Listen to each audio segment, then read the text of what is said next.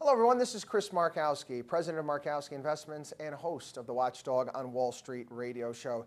Here to talk about pump and dump brokerage scams. Yeah, this was my foray. This is my first foray into the whole scam world and trying to educate people about it. And actually, a great movie, believe it or not, to go see in regards to how this went about and how they operated is the movie Boiler Room, which was actually a really good movie that came out many years ago. Basically, a pump and dump scam. It can be operated in many different ways. Big brokerage firms operate pump and dump scams too. They just don't go to jail for them.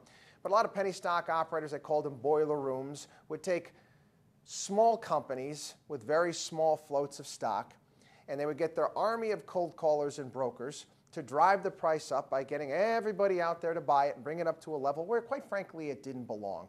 They'd use all sorts of nonsense like, oh, this company's going to merge with Disney, or this company's got the next cure to cancer, and they'd basically lie to people on the phone about it.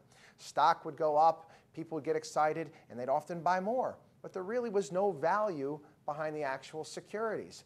What happened when it reached those heights is the insiders, the actual owners of the brokerage firm, would unload all of their shares, all the insider stock in the position, driving the stock down to nothing. This operates in many different ways. We actually saw this happen with the penny stocks in the mid-1990s, and also you can think that the dot-coms were a bit of a pump and dump as well, getting the insiders out and the big players at the brokerage firm out at much higher prices. You need to understand this stuff, people, and you need to have a long-term investment plan.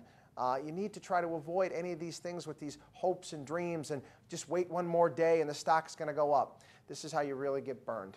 I cover this stuff extensively at our website, watchdogonwallstreet.com. This is Chris Markowski, your watchdog on Wall Street.